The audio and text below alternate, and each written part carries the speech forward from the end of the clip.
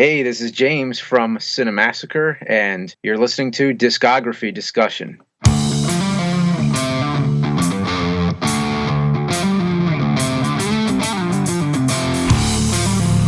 And if you believe the Psycho Man is in fact selling his soul, then you are ready for this episode of Discography Discussion. I am Joe. Thank you for listening. Tonight, we present our conversation with James Rolfe of Cinemassacre. James took some time to talk to us about the originators of heavy metal, Black Sabbath. We hope you enjoy it.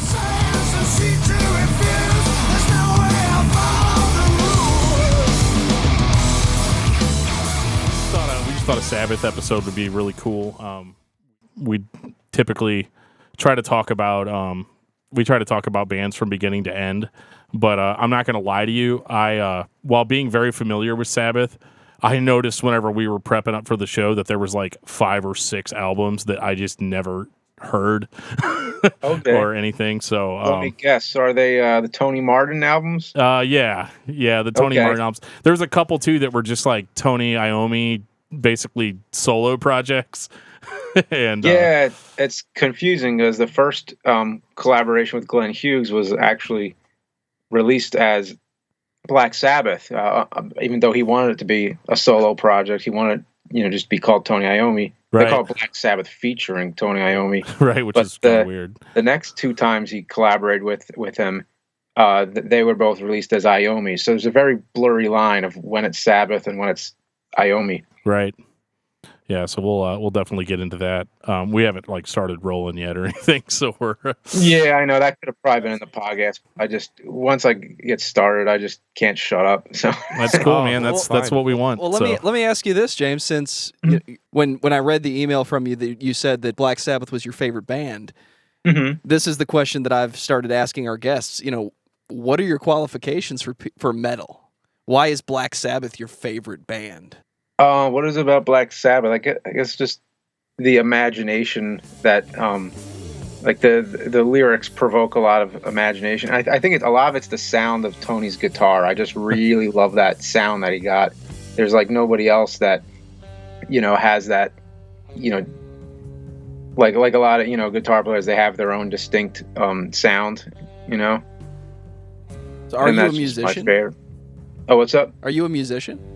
A little bit. I play guitar, drums, and bass, and I do it because I think playing instruments kind of helps my appreciation of music. Right. It makes it even more enjoyable when I listen to music and I have an idea what they're doing. But I've never actually played in any kind of real serious music project or anything like that. I love it. I love it every time somebody says, "Yeah, I play a little bit. I play drums, bass, and I tried playing guitar. I tried playing guitar. Oh my god, years and years and years ago. And I think the best I could do, I could play Iron Man on guitar and stuff like that. But it never worked for me. I just decided that was not. Yeah, you decided you're much better at singing. I guess I'm not really that good of a singer either. Oh, you're a hell of a screamer. Yeah, well, what are you gonna do?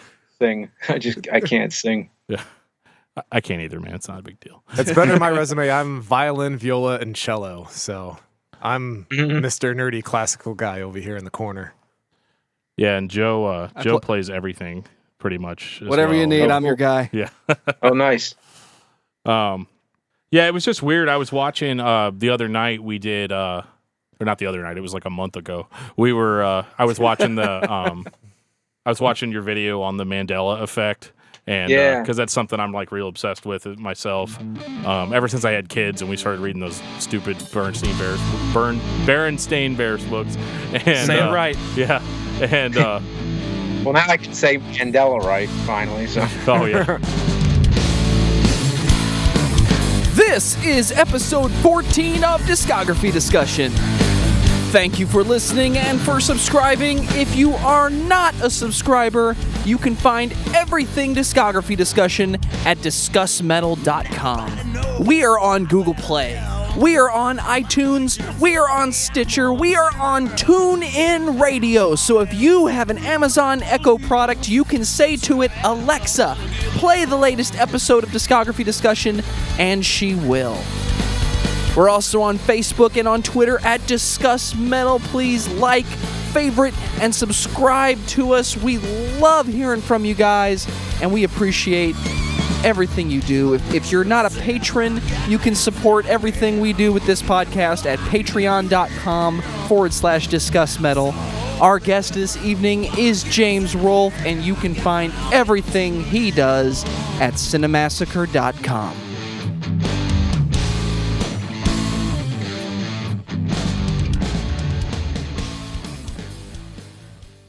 I was watching it by myself. We had just got done recording an episode, and I just wasn't really paying attention. And I looked behind you on your DVD shelf, and I was like, Black Sabbath, Black Sabbath, Black Sabbath, Black Sabbath. And I was just like, oh, is it in that video? Yeah, like in the DVDs behind it. And I was like, well, I'm just going to shoot off an email and see if he wants to talk about Black Sabbath, because clearly he enjoys watching it. So yeah, my CDs, it's like it's ridiculous, because it's just like every like reissue of every album. It's like the like they put out those ones. I don't know if you heard them, but they're really cool. They put out those, what were they called? Like, I'm not gonna say special editions, but whatever the word is for albums, I forget. But they have like outtakes, all these different like alternate versions. Mm-hmm. Yeah. Heard very little of that, but I know they do. And that's cool though, because like as a fan, like you've already absorbed everything.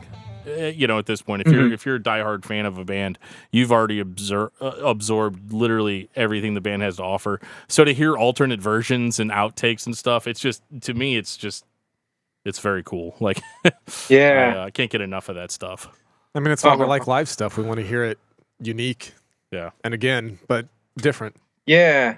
I don't like when I go to a concert, I don't necessarily want to hear them sound exactly like the album. I want them to, jam a little, have a little fun with it, put a spin on it. If I wanted to hear the album, I'd go home and put it on. Yeah. Yeah, I like that too, hearing like extended versions of songs. Absolutely. Yeah. Absolutely. So what's your favorite Sabbath song, James? Oh, that's tough. I think I'm going to go with Into the Void. Into the Void. That's a good one. Yeah. It's on an awesome album. That's my favorite album, so. Oh, cool. Yeah. Children of the Grave for me. So I'm Oh, nice. Oh man, unbelievable. Cool. I guess I'm old school. My favorite is still Black Sabbath by Black Sabbath off the self-titled album Black Sabbath. That's called the easy answer. Well, it is the easy answer, but dude, seriously, I mean, if you listen to that song, it starts off creepy as hell and just builds and builds, and Ozzy sounds like he might be drunk while he's singing it, but might be. Yeah, might be. I don't know. But it's terrifying.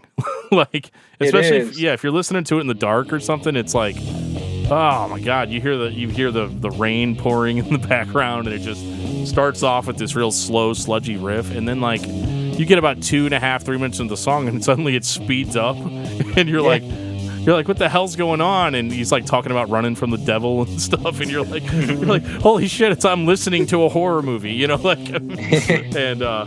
and just the guitar solo at the end of that, and just how it kind of breaks down at the end is just never heard anything like it from that era. I can't imagine what it would have been like hearing that in 1970. It scared the crap out of people is what it did. Yeah. That's like right up my dad's alley, and he's like, no, man, I didn't. That stuff freaked the shit out of me. He's like, that just wasn't for him. He's like, give me some more pure Prairie League. And I'm like, oh, Dad, come on. And from what they say, it was like practically a live album that they just did it all in like one take. Yeah, like those first few albums, they just like straight up powered through. Yeah, it sounds like it too. I mean, not like it sounds shitty or anything, but like it sounds like no, they didn't. Yeah, they were like in there, they did their business, and they were done. Right. I mean, it really was. Yeah. What is it? I think it's Master Reality. I mean, it's the one that we were both talking about earlier. That they actually, kind of went to finishing school. I mean, they kept on doing take after take after take, and then they started, experimenting a bunch more, and you could tell. I mean, their sound changed a lot. Yeah, that was the first one where Tony tune the guitars down. Yeah, because it was easier on his fingers. Making it easier for him to play, right? Yeah. And then he did something where like he took off because I always used to think, well, like to get a thicker sound, wouldn't you need thicker strings? But apparently his strings were thinner, so he moved all the strings down on the guitar, I guess. Yeah. So basically he had the E, A, D, G, B. So like I guess the B and the E string were gone because he moved all the thinner strings down, and then he used banjo strings and replaced those two. Really? And then afterwards they invented lighter gauge strings. That is some very cool knowledge. Well, That's very cool. Yeah, I did not know that. That's awesome. I know in the VH1 Behind the Music, he talked about when he cut his fingers off at the last day of work. So he had created his own prosthetic with leather and bottle caps, and he talked about tuning down because obviously it reduces the tension. It makes it easier on your hands. But then those first albums, he's always in standard, so it always made me wonder, like, okay, so what else was he doing? But then I didn't know that about the banjo strings. Yeah. Just taking the tension off, but I guess that would work. And those when he made his own like prosthetic fingers out of like rubber, and then he put like some leather over it that he took from a leather jacket, and every once in a while it would wear out so much he'd have to replace the leather, so he had that same leather jacket all those decades and was still taking pieces from it until it was all gone. No kidding. That's crazy. That's awesome. Yeah, that's rough though. I can't imagine being able to play like technically proficient, with a prosthetic finger. I mean, it's kind of like if you pick up one of those reachers, that you could buy at the store for reaching stuff that's far away. Like being accurate with that is, ridiculous. I can imagine something as technical as guitar playing, that it would be nearly impossible to to really hit the notes that you want to hit. But I mean, clearly for him it was rock solid. He clearly didn't have any issue with it, or maybe he did, but you don't hear that. You don't hear that on the records at all, I think it's cool that he took something that most people would view as a detriment and he turned it into a signature. I mean, it's awesome that he's actually able to take something that everybody else views as a weakness and says, no, I'm going to make this work, and I'm going to make it better than everybody else. Yeah. And everybody's going to be jealous of me. And that's exactly what happened. Yeah. I mean, who that picks up a guitar now doesn't try to sound like Tony Iommi, Not very many people, if you want to play metal, kids, you gotta go to the beginning. You gotta go back and listen to Sabbath, Absolutely. Which is absolutely where I was at as a kid learning guitar. I wanted to play Iron Man, and then once I figured out how to play it, I was like, I guess bored after that. Oh, you mean Iron Man by the Cardigans? That's not That's not it, Jeff. That's not it, Jeff. Come on, man. Yeah, that was one of mine too. That I, one of the first ones I played. Yeah, it's surprisingly easy, but I don't know how easy it is to play with prosthetic fingers either. Yeah. In my head, all I see is in our modern day America, I hear, Mr. Iommi, it's going to cost this much money. I have these bottle caps and this leather jacket. I'm going to make my own fingers. Right. Yeah, fuck you guys. I'm just going to do my thing over here. Yeah. Yeah. Yeah, so with Black Sabbath, I guess one of the biggest questions I had when I was drafting that email was when I was talking about the first album sounding like a horror movie. So as far as being a Black Sabbath fan, I mean, has it been like a lifetime thing for you, like from a very young age or a more recent? It's probably about half my life now. Okay. So I didn't get into music until I listened to music when I was a little kid and stuff. I had all kinds of records and everything. But then I went through a period in the 90s where I don't know, like nothing was connecting with me. I just wasn't really into like the whole grunge movement and everything. Right. I've gone back in retrospect, and I like a lot of that stuff now. But back then, I just wasn't really feeling the whole music scene. And then in the late 90s, I finally started connecting with metal, and that was really my musical awakening. So that's when I discovered Sabbath and Metallica. Right. And strangely, a lot of those bands were reuniting around that time. There was sort of like a reemergence of metal. Right. Sabbath reunited for the Ozfest tours, and then eventually Priest and Maiden got their lead singers back. Right, yeah. Yeah, there was a weird period there where you had somebody else singing for Judas Priest and somebody Tim else the singing Ripper for Iron Owens Man. is his name. Yeah, he was good. Hey, I like the Ripper. But it's Yeah, one of I do those too. things. It's like Me too. I don't know. It's just I'm an original vocalist kind of guy. I always feel like if you change vocalist, you should change the band name. Well, that's kind of what the You're fundamentalist there, Dan. the challenge that Sabbath had in the middle. The only thing So that should got they have, with Paul Di'Anno and Maiden, should they change it then, or Yeah, no, I know, man. It's tough. it's like Yeah, any it's a tough statement. call. It's hypocritical, because we're talking about Black Sabbath. I mean, how many vocalists has Black Sabbath had? Yeah. But they get a pass because they're classic or whatever. Yeah, and Deep Purple too. Yeah, Absolutely. Do you remember the first Black Sabbath that you heard? Like when you actually knew you were listening to Sabbath? Like, what is this? Yeah, I mean, it was probably Iron Man, and it started as a prank because one of my friends, he like went through a phase where he hated that song for some reason. It was just one of those weird things where it's just It's like somebody no else I know. particular reason, but he was like annoyed by it, and it was like one of our, like your first trip to the mall when you have your license, your driving license, and you don't have your parents around you and everything, and we were just like hanging out at the mall, and then one of my friends, who's just this is just his personality, he just went and bought the CD at the CD store there without us knowing. And then he was like, "Hey, give me the keys. I'll start up the car." And he goes to his friend's car, puts in the CD, and starts blasting it out of the parking lot. And then, and the other guy, he was not happy about it. But then afterwards, that song always left an impression on me. And I was like, "Hey, what's that CD? Can I borrow that? I want to hear the rest of that." And then I was like, "Wow, this is amazing." And then I think after Paranoid, I think I went to Master Reality. And kind of did like eventually over the course of years, did like the first 5 or 6 Ozzy albums, and then I skipped ahead to Dio for a little bit, Heaven and Hell, Mod Rules. Yeah. I'm then just a started bit of a jumping fan. around. Yeah. I love Dio. I can't help myself. Yeah. Mm-hmm. Yeah, that was Go right ahead. I'm sorry. I Yeah, kinda sorry. interrupted you. We're not great about not interrupting each other. Well, who is your favorite vocalist? Because you mentioned jumping forward to Ronnie, and I know that's for a lot of people. The question is always Ozzy or Dio. It's like, but guys, they had more vocalists than that. Yeah.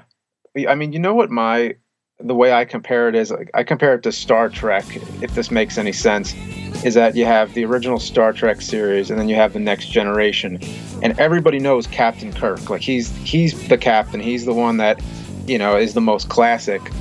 But nobody actually says like, "Oh, William Shatner's the best actor." Like he kind of, he has his own distinct style of acting, and like nobody else acts like him, and that's what you love about him. But then Patrick Stewart, he's more classically trained, and like it's basically like Dio. He's really a better singer, but still you can't top the classic singer for some reason. So for that reason, I got to go Ozzy. But the way, like if I was really just to look at it completely objectively, like Ozzy sings along with the riff a lot, and then Dio sort of like, works into it in different ways. So, it's really like there's a conflict there, it's tough to answer. So is it an accident then that most people, when they think Black Sabbath, they immediately jump to the Ozzy songs? It's like those are the ones they know, or those are the ones that have been shoved down their throats so much? Yeah, I guess it's just those are the ones that made the biggest impression, because I guess a lot of it had to do with how much was going on in the 80s. Like I think once you had Van Halen and Motley Crue and all these bands that were just exploding, it was kind of hard, I think, for people to keep up with Black Sabbath, especially that Ozzy had his own career, and Ozzy's career seemed to overshadow Sabbath a lot. He had more of a radio-friendly sound. Right. There's just a lot more competition.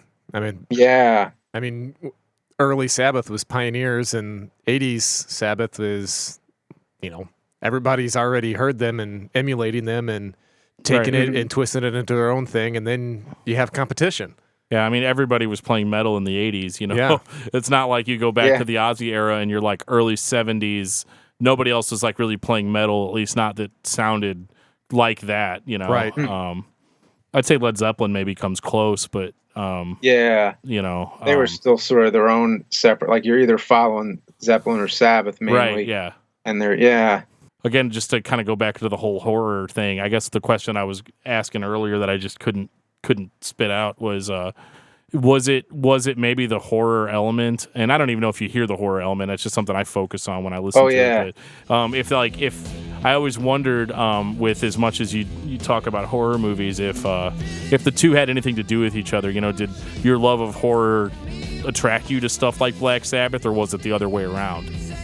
Oh, it probably had a big part of it. A lot of it was also I got into Metallica first, and they would always cite Black Sabbath as being a big influence, as did many other bands. Right.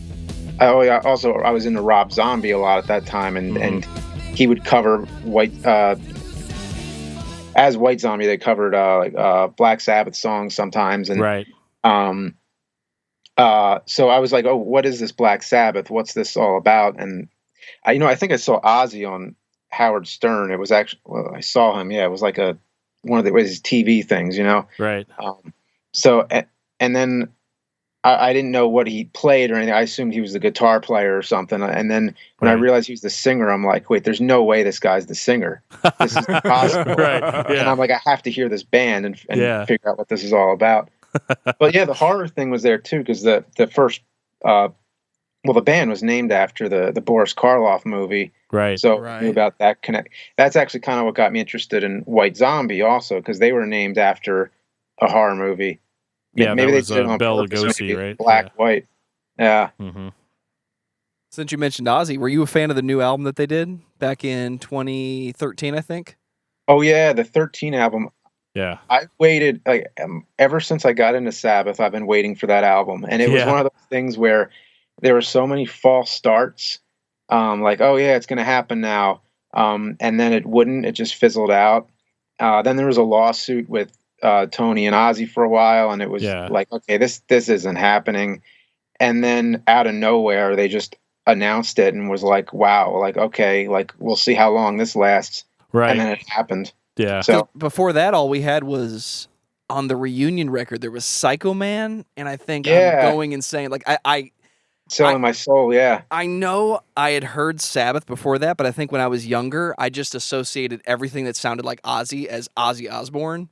But then I heard Psycho Man, and I'm like, wait a minute, what is this? Yeah. That's Black Sabbath. Oh, that's those. Wait, that's the guys that do War Pigs and Paranoid, and the guitar player in me just woke up. I'm like, okay, I'm in. Here I am.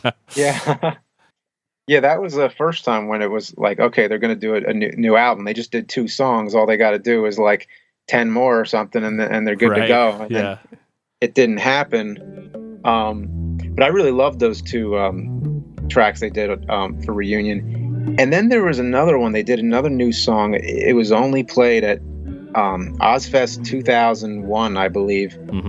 Yeah, that was it. And Scary Dreams. Scary Dreams. Okay. Yeah, it only exists now as a bootleg, or you just had to be there. But it was, you can't pull it up on Spotify or something. I've never heard it. Yeah, and it sounds kind of like a song that it could be finished, like they just put some more work into it. But it has that scary kind of sound that you described in the first Black Sabbath song. But it was really exciting when they busted out that song live, and it was like, here's just a brand new song. And then nothing came of it afterwards. Right. Yeah. That's so frustrating as a fan, too, because you're like, I always assume when I'm listening to a band that the band members all get along and that they're friends and that they have no, and I mean, obviously it's not realistic. Not everybody gets along all the time. But, you hear about these lawsuits or whatever. And I always think, well, if I filed a lawsuit against somebody, that means I fucking hate them, right? Like, I'm never, you know what I mean? Like, you've broken, because I mean, at that point, anything could be settled by a phone call, right?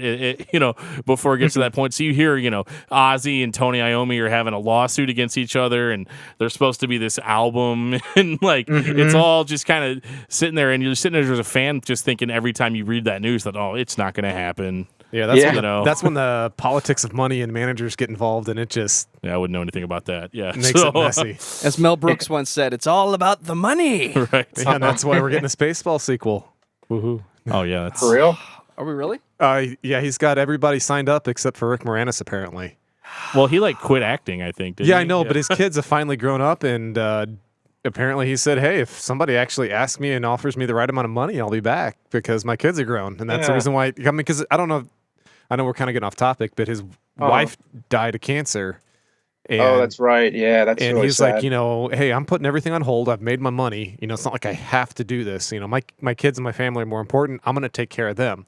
And, if I decide to do it after my kids have grown, then I'll revisit it. And apparently he's getting close to that. And I'm like, holy cow, I will freak out if that'd be interesting. he gets, because apparently, even like Daphne Zuniga and He's back. yeah, they're all happy. there. And I'm like, holy cow, I'll be the first in line. I'll be camping in a tent. Right. Wow. Well, thanks for the news Yeah, flash. that's cool. Yeah, well, I could be all the rumor and speculation and So 13. Yeah. Listening to this was just very mind blowing for me because of, first of all, how creepy it starts out. The first song, I mean, it's slow and like it blew me away because typically when I listen to Sabbath albums, I turn my speakers up a lot louder because I'm used to it having that older recording quality, so you kind of have to turn it up a lot louder to crank it than you would like a modern recording. But this is a modern recording, so when I listened to it, I was blown away by just how heavy it was. Yeah. Just blasting in my speakers. And it was creepy too. Like, I mean, just slow and brooding. I mean, literally just like the first song, that they ever recorded. And I knew I was in for something special, Yeah, I think that's what I like about, especially like with that 13 and with like early Sabbath, is that whole doom aspect. That hauntiness is just something that you don't find in a lot of music. Everybody's so obsessed with, getting everything so clean and so tight, and they forget about the atmosphere of what it is that they're making. And sometimes, those little picadillos in there are what make it great. And I don't know. I love that kind of stuff. That we're just a little bit different, and they were a lot different. Kind of like bluesy and retro. Yeah, absolutely. Well, there's one song on there I can't remember. I think they actually busted the harmonica out again. Yes, they did. Oh, that was the one, Damaged Soul. Yeah, that was awesome to hear. The only thing. Did you hear like all the tracks from it too? Because you know how they recorded 16 for it, and then well, actually, funny story is that basically the record company wanted how many did they want? They wanted 13 tracks. I think that's what it was. Right. And then they said, oh, well, we're gonna do 10, and they're like, no, you gotta do 13, and then they decide to just call it 13 to piss them off. That's so funny. And then that's according to Geezer. Yeah. And then they ended up doing 16. So really, the joke was on them afterwards. Right. But on the album, like I think the one that was released, it was like 8. But then you can get the iTunes version, which has like 4 extra tracks, and then 3 extra tracks, and then the Best Buy version had 4 extra tracks, and then they had another 4. Because that's 12 there. So then they had the other 4 came out on The End. Which was just like their coda, basically. Yeah. Just kind of like finished them out. But you ever hear an album and you hear all the tracks that could have been on it, and you have different opinions of how, if you were the one editing the album, you would have done it differently? Sure. Yeah. All the time. Yeah. I actually am. I was just filming. I just finished filming this morning. I was working on a series called Playlist Junkie, and it's basically about I mean, it's as basic as basic can get. It's just me talking to the camera and just listing a playlist of different songs. And sometimes it's something like an album that's, I wish this was arranged differently. Or I just have a different idea of how the songs would flow better. That's cool. And actually, I didn't end up using the 13 one, but I can tell you it really quick. Yeah, go for it. Absolutely. Yeah, actually, I just find the document. Yeah, here we go. So I think so. If these were the 8 tracks I would have picked on the album, and not that doesn't mean I didn't like the other tracks. I just think that this one kind of gives it more of that classic Sabbath album format. I think so. Anybody who's listening to this, you can recreate the playlist if you want. There you go. So the first one would be the I don't even know how to say it, but Naïveté in Black. It's that funky word. It looks like nativity, but it's Naivety in Black, maybe. Naivety. Yeah. Yeah. So that'd be the first track. It just starts it off really fast. Kind of reminds you of how Heaven and Hell, how it begins with Neon Nights. Yeah, it just blasts out of the gate. Yeah. Yeah, exactly. And then track 2 would be Methademic. Track 3 would be Peace of Mind. Okay. And track 4 would be God is Dead. I think once you get to track 4, that's your chance to have like a long, extended kind of track. Yeah, like that. yeah. Yeah, and then number 5, The Loner, which actually follows God is Dead on the album. It actually has a pretty good, good flow there. Yeah. 6 would be Pariah. 7 would be Age of Reason. And then 8 would be Damaged Soul. Okay. Oh, good. So that would be my track list of 13. Yeah, I'll definitely try to listen to it in that order and see if I agree or disagree. Yeah, that's. Yeah. I won't know till I really hear it flow together. Yeah. I always like doing that kind of stuff. Like you listen to an album the way it is, but then afterwards you're kind of like, let me see what it's like if you do it this way. Like even Metallica, they'll play. I watched them play Ride the Lightning and the Black Album both like in their entirety in order. Yeah, they played them backwards. Oh yeah, really? That's interesting. Huh. That actually is amazing. Struggle Within would be your first track. Struggle Within, yeah. And then you start lightning off with the Call of Cthulhu. Yeah, that's because at first I'm like, so it'd be interesting to hear Enter Sandman toward the beginning of the set list instead of toward the end. But then they put it backwards, so it's Enter Sandman still came like at the end. That's awesome. And then Ride the Lightning, they had no choice but to do Escape, and that was a song that they, for some reason, just never wanted to play live. Yeah. And to this day, I think that's still the only time they ever played it live. Really? Yeah, they didn't play To Live Is To Die for a long time either. Oh, okay. Yeah, I've never seen them play that live. I think they just did it for the first time at their 30th anniversary.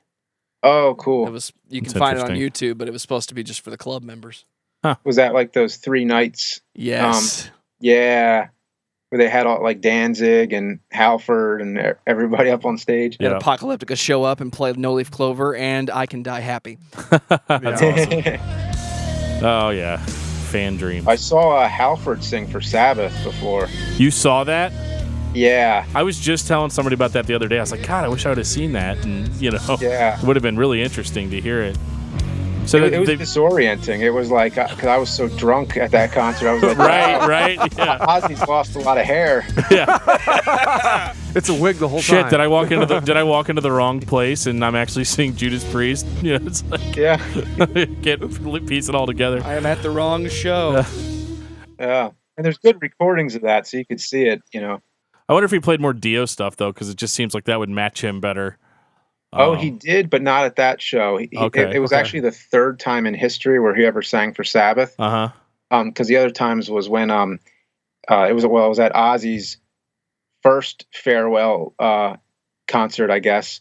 But there were 2 nights where Black Sabbath was going to open for Ozzy, and Dio's contract, I think, expired around that time. Right. And he just felt like he didn't have any obligation to sing before Ozzy, whatever. There might have been some ego, or I don't know. Yeah. But whatever the case, he dropped out, and they put Halford in there. So it was Halford singing all of like the Mob Rules and Heaven and Hell tracks. Dehumanizer. Oh, Dehumanizer.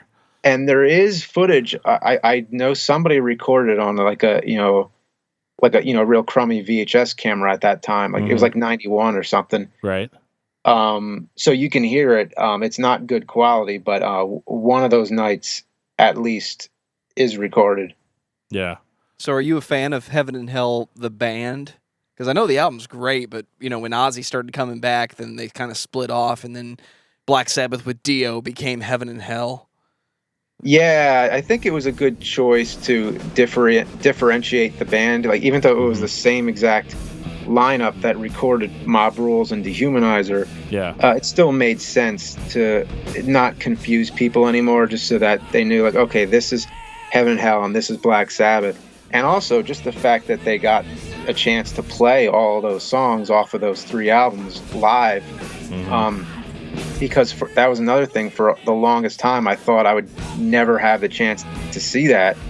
And then what do you know? Dio reunites with them again. And that was just amazing. Yeah, I'm really jealous of that. Yeah. Honestly. Well, because I came late to the game on a lot of stuff. Because before I really got into metal, I listened to mostly like punk and stuff like that. And so whole lot of grunge. When I got into metal, I really I had to do so much backtracking to figure out. Did I start you on the Black Album or Ride the Lightning? I think it was Ride the Lightning. I still to this day am not like the biggest fan of the Black Album, but yeah, I'm not too big on the Black Album either. I mean, I love them all really, but sure. The Black Album I find it to be like the most commercial sounding, because it's all like designed for arena rock venues, right? So a lot of the songs have like that hook, those chants, to get the crowd going. And I mean, I like the Black Album, but it's usually like the one I find to be, it's played the most. They always do the most songs from it live, and just get sick of it. Yeah, I've had enough, and it'll never go away. Yeah, I mean, with Black Sabbath especially, I think it was really interesting too. A lot of the sci-fi themes that they had, especially in the early albums. There's a song that really stands out to me on Paranoid called "Planet Caravan."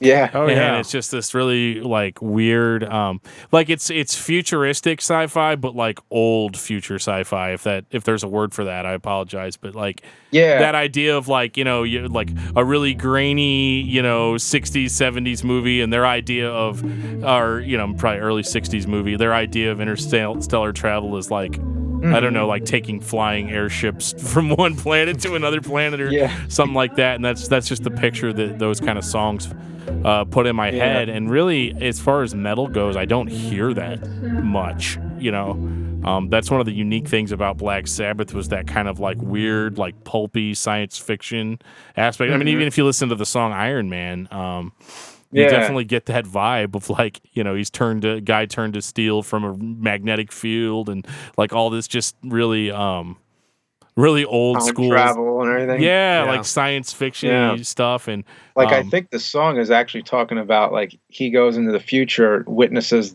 the destruction of humankind, then he goes back to the present, tries to warn everybody, but something happened to him on the way back, and now he's like unable to communicate or something. Yeah. And then like he's neglected, they turn their heads, they don't want to have anything to do with him.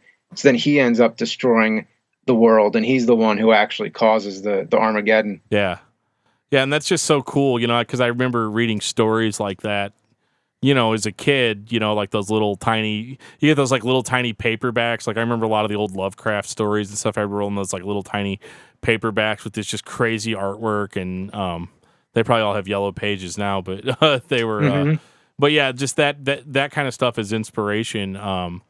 Really kind of opened me up to like when I started listening to stuff like Iron Maiden, like in it being all, mostly fiction based, fantasy and sci-fi based stuff. And I think a lot of that really originated with Black Sabbath. And I just feel like everybody always focuses on the horror element, like I did at the beginning.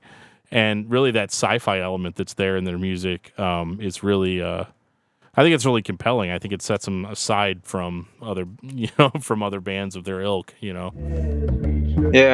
Did Geezer There's Butler? so many different themes. Yeah. Oh, go ahead. I'm sorry, James. Right. I was going to ask, did Geezer Butler write the lyrics when Dio joined the group? Because I know he wrote primarily when Ozzy was in. When Dio joined, then Dio started writing the lyrics. Okay. And I think Geezer has said he was kind of relieved about that he finally didn't have to write the lyrics all the time. I heard the same thing on that one. Yeah, because a lot of times Ozzy would change him or mess him up or something that would piss him off. Right. So what he's was like, I okay, supposed fine, to say there? Yeah. Just Dio buddy. took a lot more of an active role. He was very much involved in like even like the guitar parts, he would kind of give a lot of input into it. Right. He was an actual lead singer versus just a guy that showed up and sang. Yeah. Yeah. I mean, Ozzy, he was a freak of nature. I mean, he knew how to get a crowd excited. You know, yeah. I'm drunk. You guys are drunk. Natural... Let's, yeah.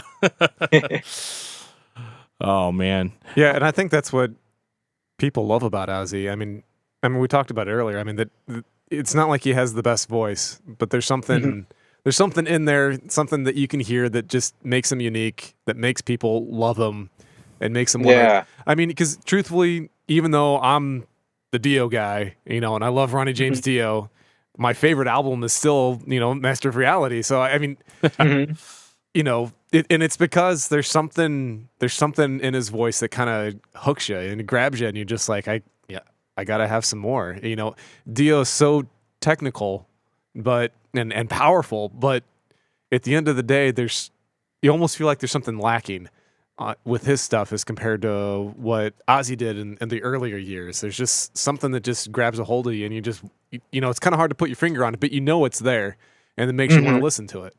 And I think that's what, you know, it makes everybody continue to go back to Sabbath, is because of what Ozzy did with his voice, and whatever it is that I can't put my finger on, that just makes people want to go back and listen more. I mean that's what it does to me. I mean, even though it was very addicting. Like, it really is kind of quality. Absolutely, and it's a very overwhelming discography, so it's not something that you could just consume all at once. Yeah, it's insane. 19 albums to date. I tried minus the live recordings. I tried going from start to finish before this episode, and I failed miserably. It's pretty tough. oh God, yeah. Because I mean, I try to do that for every episode, and man, I fell flat on my face. I mean, thank God I've listened to it's not like I listened to it recently, but I've listened to most of everything at some point in time. It's amazing how much they've amassed over time. I mean, granted, it's since 71, 72? I think late 60s. Yeah. Late 60s? Holy Didn't shit. the first album get recorded in 1969, I think was it 69? It's crap, It's dude. credited to 70 Like on at the end of 69, yeah. That's insane. What's your favorite way to listen to Sabbath, James? Because I know Dan's a big vinyl fan, and I'm not as big of a vinyl fan as him, but a lot of what I got is CDs and even some cassettes laying around. Oh, okay. Yeah, I mean, like, if I had the choice, I mean, I have a lot of it on vinyl. I have like a lot of them on CD, but I mean, most of my library is all digital now. If that's what you mean, because like the way I'm always making playlists and accessing songs, like, because I'm listening to it like when I'm in my car or something, and then it's easy. Like now everything's on my phone, so I go into the car, like every song I ever downloaded is on there. Right. So. Yeah, I'm the same way. I mean, I probably like the sound of vinyl the best, but it's, you know, it comes down to a matter of convenience. I mean, I have my players down in my basement, and the guest bedroom's right above that, and that's where my wife works, and you know, I can't really piss her off when she's on a conference call, you know. Yeah. Sure you but can, when there is that opportunity, like blasting music in the house on some good speakers, like that's great, but it's just not something that you get that opportunity. Exactly. Right. Just wait till she gets on a call and throw some Slayer on there, you know? What are you doing? Slayer. Right? Oh, man. I did that. Actually, I did that a couple weeks ago with a band I love called Cybreed. And it's actually the new drummer for Megadeth, Dick Verburen, or however you say his last name. He's Belgian. And he's just going psycho on it. And all of a sudden, I just hear this loud thumping on the ceiling, or when my wife's case is the floor, telling me to, shut the fuck up. Because I have some obnoxiously loud speakers, and she is on an important call with clients over in South Korea, and I'm like, oh shit. Hopefully they like metal. It's my deadbeat husband downstairs listening to his metal records again. Yeah. I'm not a complete deadbeat, just mostly. Sorry, buddy. You're good. All right, good. Yeah, we're not going to eat up too much more, All right. too Yeah, much more of your absolutely, time, man. but I know it's I'll late. keep going. Oh, it's all right. Yeah, I'm good right now. Is there All right. is there a Sabbath record you don't like? Is there a Sabbath record I don't? Let me think about that one. There's no dud to me. Like, there's nothing where there's nothing at all agreeable. Like, Forbidden is considered to be usually their worst. But even on Forbidden, there's like Get a Grip is a really great song, I think.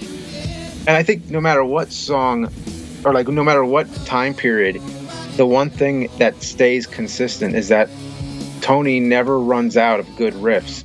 Like, he's still, after all those decades, he even said himself, he was like, I should just, before I die, just record just a bunch of riffs and then just like give them away or something. Right. He is the riff man.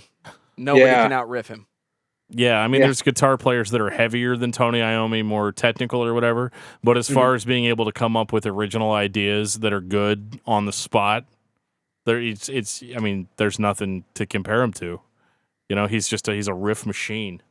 Yeah, it just seems so effortless. Like, it's just the sounds he gets out of the guitar, just like, it's so heavy, but it's so casually heavy. It's like hard to explain. It's not fair. No, I mean, that Right. makes sense. I think it kind of goes back to the whole thing with Dio and Ozzy. It's kind of like the same thing. You know, he's not like the most 100% technical guy, but there's just something. There's a feel to it, and I think that's what made him so magical. Is because, you know, all of them, you know, they together whenever they started out, you know, it was magic. It was just like it was meant to be.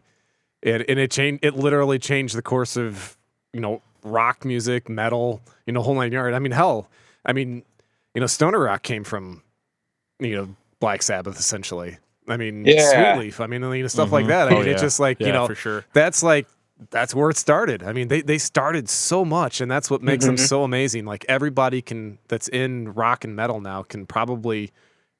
They have to point their fingers to Black Sabbath and say, hey, these guys are what got us going, whether they realize it or not, because they might point to another band, but I guarantee you that the band that they're pointing to, they're the ones pointing to Sabbath.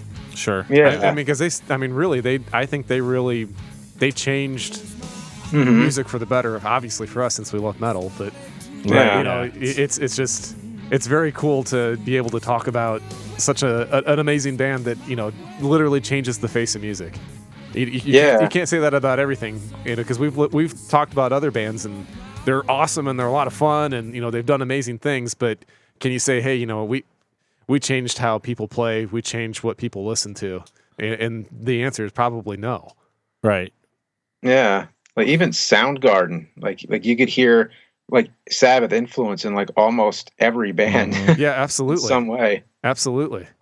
Yeah, just about, actually, now that you say it out loud. Yeah, I'm trying to think of a band I can't hear some Sabbath in, Yeah. you know, that I listen to on a regular. And it's like, they're not brutal, you know, they don't like, you know, beat you over the head with a tire iron, but they're, like say, like a casual heaviness, you know, that kind of creeps in there and, you know, it feels hard. Like, I think last week I talked about a band that felt like I was pushing a boulder up a hill, you know, but it is like a good horror movie. It is oppressive, you know, it stresses you out just a little bit, like not enough to cause you to go, you know, off the rails, but just something that kind of creeps you out a little bit. And I guess that's what attracts me to the early Sabbath albums the most. The first three, Black Sabbath and Paranoid and Master Reality, is that those are kind of the creepiest Sabbath albums. They deal with lyrical themes that are kind of unsettling, you know. It's weird too because everybody talks about the whole like religious aspect of it, like the Satan and all that in it. And what I think is funny about those records is that they're not really like, well, they're not like a satanic band, even though like they kind of were portrayed as that for a while. Like they're actually more like hippies. Yeah. absolutely. And like they're all wearing, and they're like all wearing crosses and shit, and like, you know, that's not something that a Satanist is gonna do, you know. Like, Or is it? Yeah. Because so many of their songs are like sort of about like, you know, warning about evil, like, you know, kind of just like I mean, sometimes specifically in their lyrics, they'll say like, you know, like love is the answer and things like that. Right? Yeah. Like, was it After Forever? I think is one of the notable examples of it being like we're saying evil is scary. Like Yeah. And I remember reading in an interview a long time ago that somebody gave them those crosses that they wore and all the band pictures and stuff. And somebody asked them, "Why do you guys wear crosses all the time?" And they go, "For protection, man." Now, is it Geezer that's the practicing Catholic that was putting a lot of that into the lyrics early on some of that stuff? Is that you would probably know better than I would, but I believe so. That sounds about right. Okay. I know that he was the one. He was also like researching a lot of like.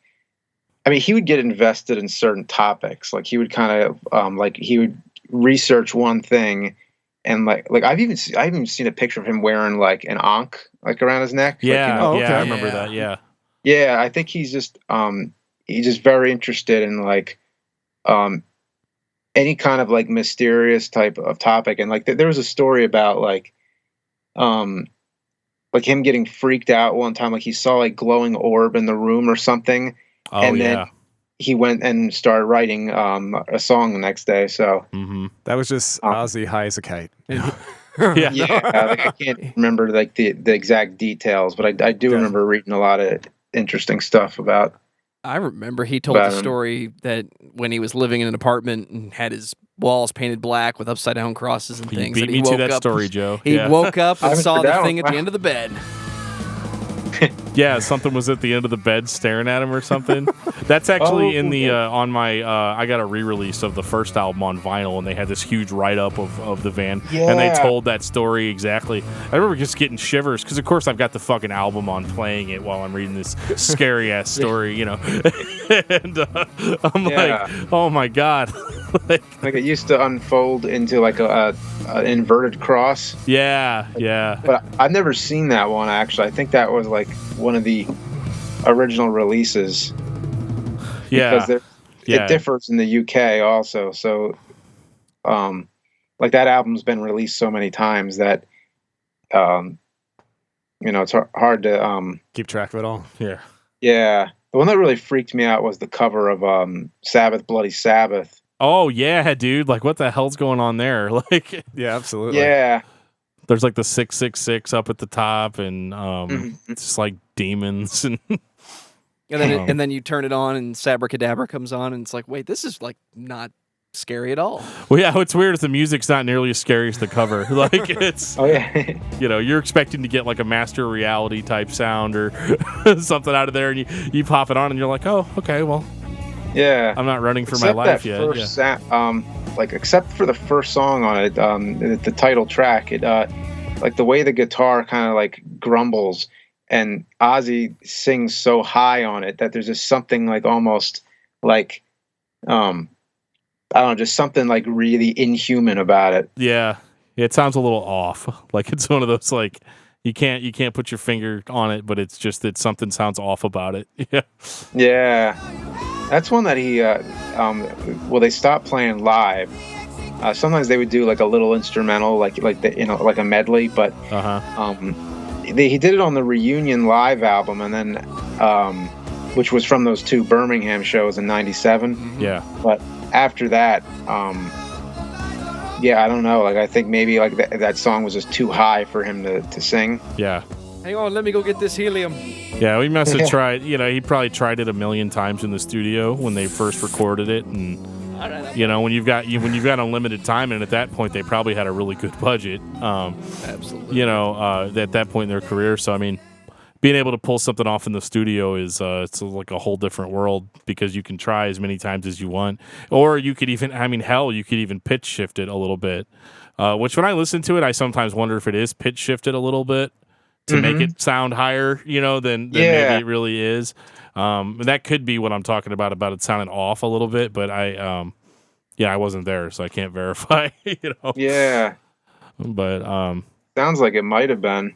Yeah, it's just one of those weird curiosities. Every time I listen to that record, I'm always like, I wonder if they really did this, or I don't know how good audio mixing technology was back then. If they could pitch shift like that, or what do you like stretch the tape a little bit, or Yeah, well, at the end of War Pigs, or wait, is it no? It's no, Iron Man. Hold on, wait a minute, is it? It's Iron Man. It's War Pigs. Yeah. The very end of War Pigs, they do that weird thing where it, like, winds up the speed.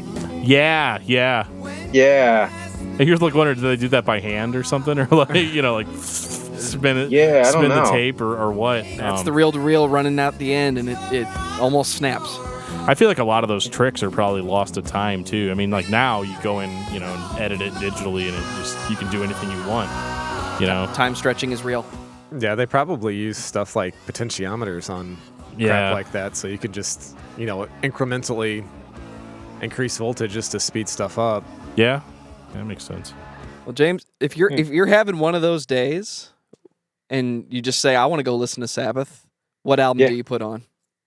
Oh gee, a lot of times if it's really if I haven't heard it in a while, Paranoid or Master Reality, like I usually go to those. Yeah. But you know what it usually is? It's usually what's the album that I heard the least recent.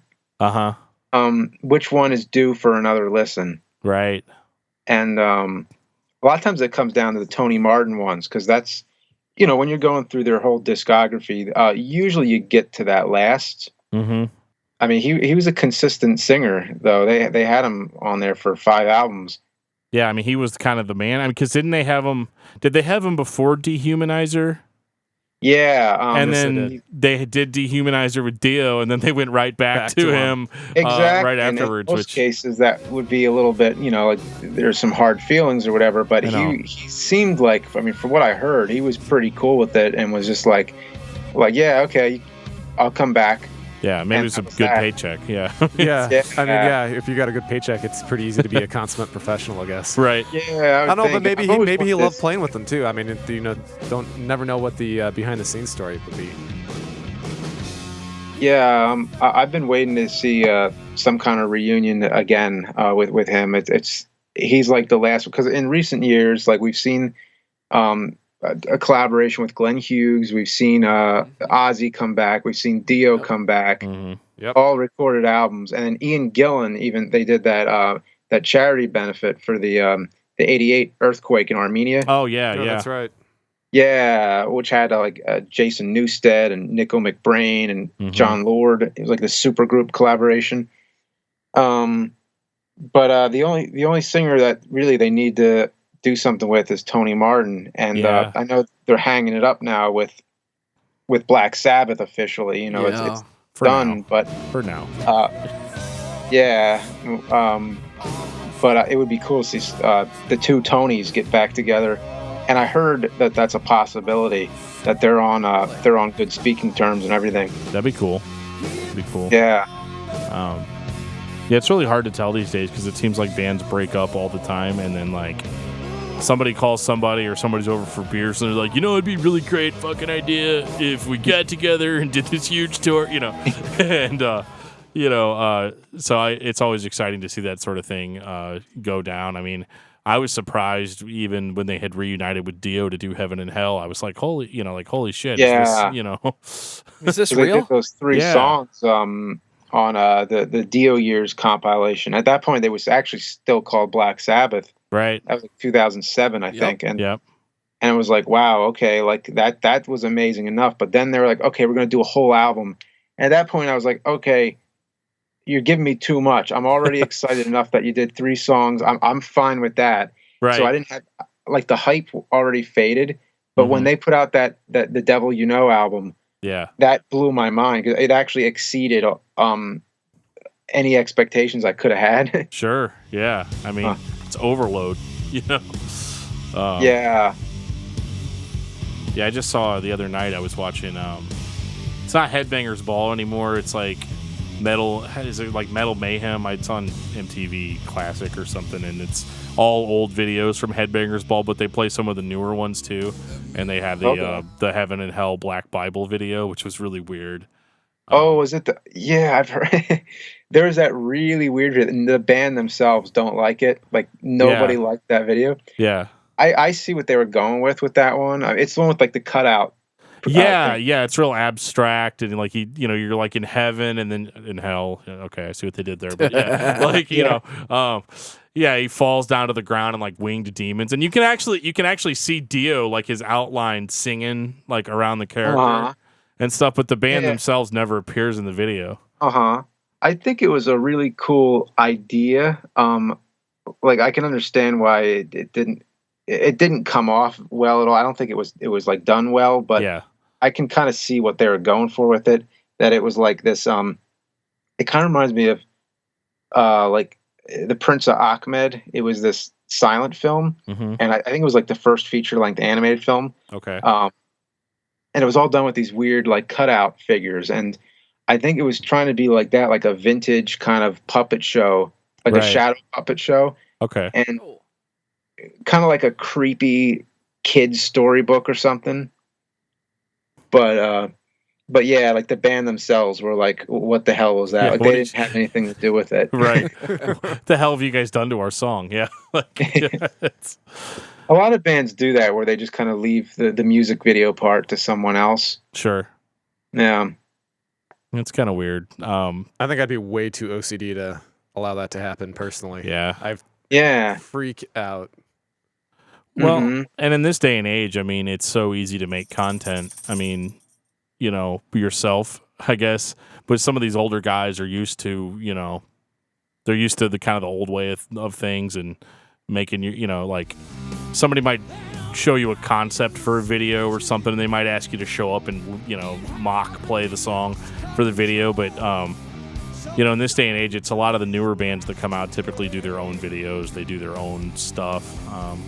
The internet's just ridiculous about, you know, if you want to create your own unique concept, whether it be music or not. I mean, you know, I don't have to tell you, but yeah, it's one of those, you know, what the internet can do for people now. I feel like there's a lot of missed opportunity there for some of these older bands coming back, and I feel like the trend is more that they're more disappointed with how their stuff is handled when they put it in someone else's hands. But it's like, you think Ronnie James Dio was going to sit down at a Mac and, you know, edit together a video, you know, and be like, this is the you know. So I want it to be all rainbows. Yeah. So I mean, I didn't like love the video or anything, but at the same time, it's like, oh, you know, you guys kind of got what you got. Yeah. But yeah, it was weird for sure. What would be your final thoughts on Black Sabbath? Oh, my final thoughts on Black Sabbath it's just endless. Like it just doesn't. It's like an addiction, and that just keeps on going. But then the thing is, you start finding other bands that sound like Sabbath, and then you start getting into those bands. Like the Sword is. They sound like a modern Sabbath. Yeah, they're great. And it just. Yeah, there's something about that I can't explain. That it's addicting. I don't know. Is it like the Matrix? It's the source. It all starts with Sabbath, so it it's never gets old. You could tie like so much to Sabbath. That's what you crave. Yep. Yeah, and it's like even when like sometimes there's another band that I'm into, and I feel like this band could be my number one favorite actually. But then it's like, wait a minute, well this is they got this from Sabbath. I know they did that, and then it's like, oh, okay, all right, fuck it, it's Sabbath again. It's always Sabbath can't be topped. It doesn't even mean that I listen to them all the time or anything. It's like something that just comes in rotation. Like I'll come back to it every now and then. Sure. You always take a break. But every time when I get back into the Sabbath rotation, I'm like, oh yeah, I know why I got into this again. Right. Yeah. That's awesome. And I think most people, would definitely say the same thing, that you're always going back to it, but you're branching off from it too, you know? And then as for album of the week, I mean, I'm not sure if I should go with like a recommendation thing or if it's just like what I'm listening to now. What you're listening to, what you're enjoying, whatever. It doesn't matter. Nobody's paying us for this. You know? No. It's whatever you want. It's a free plug. Right.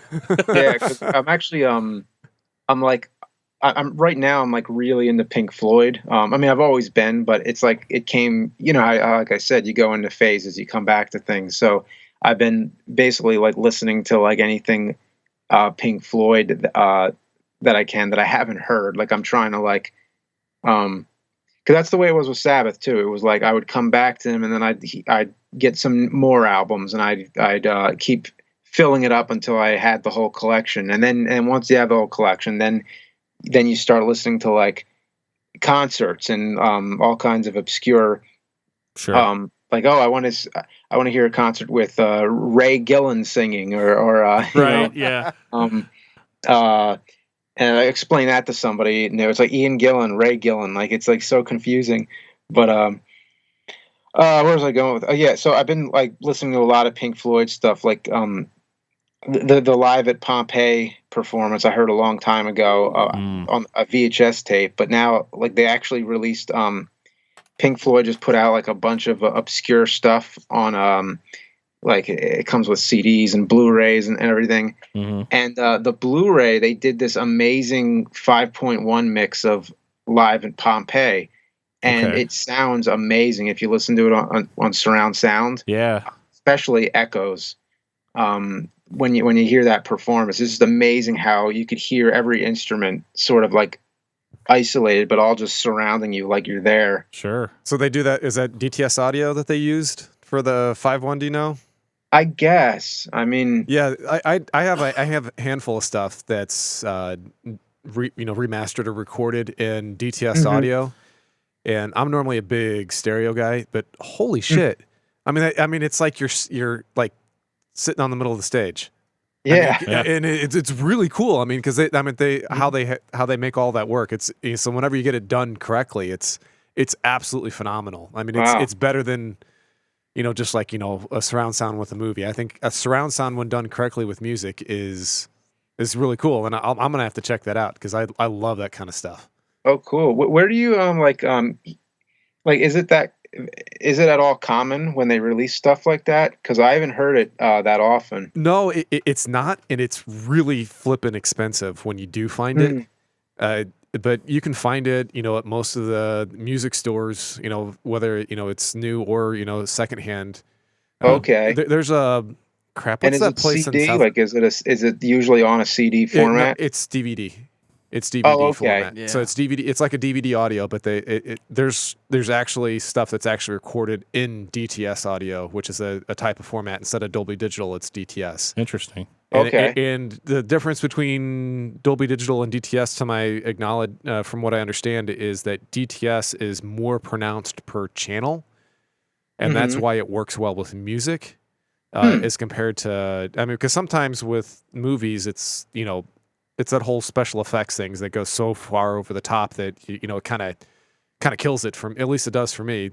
But it seems to work really well with music. And there's a couple of things out. There's what's that place in South County that's in the mall that nobody goes to?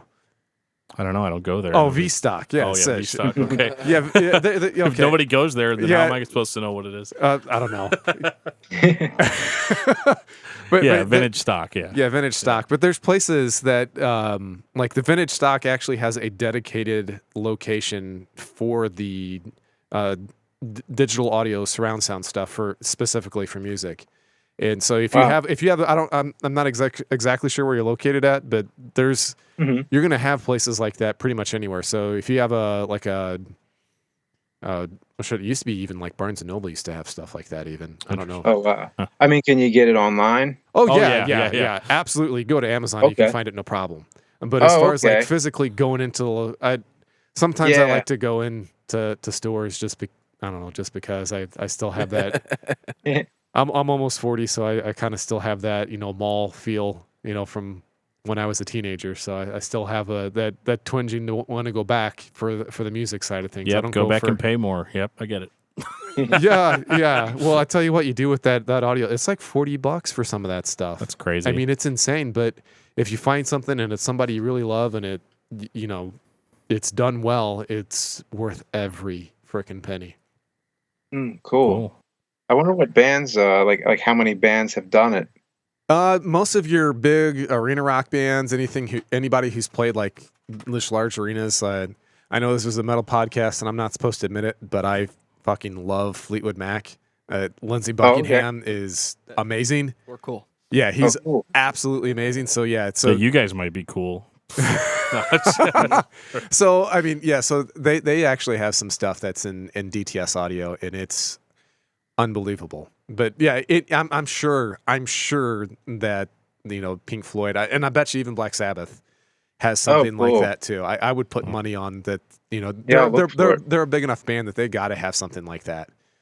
Okay, cool, yeah, because I know awesome. I must have got turned off to it at one point because they put out the Paranoid special edition, and it had lots of cool stuff. Like I was telling you, the alternate tracks and everything. But they had like I'm going to say it was like, some kind of surround sound version of the Paranoid album. And I remember trying to listen to it, and it was horrible. Like it just did not work whatsoever. Right. I was like, okay, I'm sticking a stereo from now on. Right. Yeah, and a lot of it depends on how it's mixed. And actually, when in the time frame it came out with DTS, because some of the early stuff, truthfully, I mean, it's rough. I mean, it's the same thing like whenever you watch 3D movies. Some of the stuff is just so far over the top that it's distracting. So it might have been something like that where it was just, I mean, you want it to be pronounced, but you don't want it to be so far over the top that you're like, that's a left speaker, so I know that's every time that a guitar plays, that's the only place it's coming from. And some of the early stuff was like that, but it's just like when anything with technology, as time goes on, it gets better. It's just that it never really caught on in mass media, just because it costs so much to do. So, but I think Joe was just looking it up trying to find it. But yeah. Well, that's awesome. Now I'm really hopeful, especially like after I heard that Pink Floyd one, I was just like, wow, why does this sound so good? So I'll look for what other artists have that, and there's some really cool stuff that you can find. Yeah, it sounds like I might have a new addiction. Oh, I'm sorry. Way to go, Jeff. That's what I'm here for. Yeah. Well, James, man, I really appreciate you taking the time out, because I mean, I know you're busy, and it's nearly impossible to work out a schedule for anything anymore. At least it is for me. It seems like every time I got something going on, something comes up. Yeah, I flew down here at like 85 miles an hour to make it in time from my kiddo's graduation. So I totally get it as well. So we thoroughly appreciate it. We're very humbled by your presence. It's very awesome. Oh, cool. Well, thank you. Thank you. All right. Yeah. So cool. maybe another time, sometime when everybody's schedule clears up again. Yeah, absolutely. Yeah, it'd be cool, man. Like one of the things we tell anybody that's on our show is the door's always open. So 6 months from now, we're talking about Rob Zombie. You'll probably be getting an email from us. Sex just one of those. I love that album. Yeah, dude. I mean, it's just it's a lot of fun, and our podcast is a little different in that like we just kind of talk. And I know that's like a lot of people, but I think it's different as far as metal goes, because there's a whole lot of like bravado, tough guy. Like if you listen to a lot of metal podcasts, you hear a lot of like, and this week we're talking about such and such band. It's like just so like overly masculine and weird and over the top. So ours, it's just we always just wanted to be dudes in a room talking, and hopefully people like that. And awesome. Well, you get yourself some sleep, and we will be anxiously awaiting another video. Yeah, absolutely. Okay, cool. Yeah. Gives me something to do during the day. I get lots of stretches of work time where, like, I work in a dialysis clinic, so there's a lot of testing and weird stuff I have to do. So it's like, go drop this into a bucket of water and then sit for 2 hours and wait, okay. So always plenty of time for me to catch up on. Man, I want your job, man. I'm nonstop. All I do is just talk to engineers and tell them what they did wrong on their drawings all day long. More power to you. Yeah, it's empowering. Engineers are the worst sometimes. Yeah, and I'm the reason all of your internet works. Yeah, okay. Yeah. All right. Well, James, thanks so much, man. Thank you, James. Absolutely, man. We'll hit you up. We'll hit you up later this week. Okay. On the Twitter and all that good stuff. So. Yeah, and thank you very much for the Sabbath knowledge, man. You know some crazy stuff that none of us knew, so that's very cool. We love finding out new things. That's always part of the fun of this. Did you know that at concerts there is actually, or at least at some time, there was a guy with a bucket who stands off stage in case Ozzy has to take a piss or a shit. Oh my God. And that's going on right at the end. It's in one of the, I wish I could remember the documentary I saw it on. Oh my gosh. Oh man.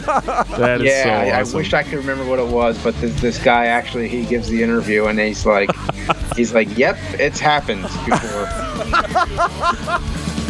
All right, this next song's called. Yeah. Oh my God. So next time when Tony's doing the solo and Ozzy's like off the stage, now you'll never think of it. Oh my gosh. Oh my God, that's crazy. Yeah, he's just shitting. Don't worry about it. He's just shitting off the stage. Wow. That's the kind of thing you'd see at a Gore concert. Or is it corn cobbit or Oh man. Well, on that note. Thank you, James. I appreciate it. All right, take it easy. Have a good night. See ya. Have a good night. All right, bye-bye. Later. Yeah. That one's pretty good. That whole thing about the shit.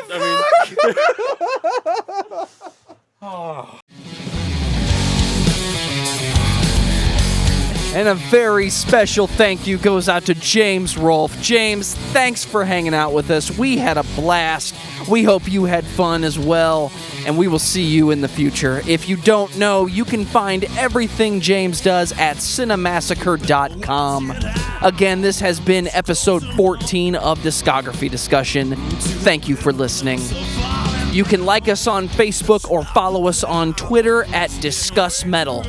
Subscribe to our podcast everywhere you listen to podcasts, including Google Play, iTunes, and Stitcher. Visit Discuss Metal for all things discography discussion, and please send questions and comments to danandjoeshow@gmail.com.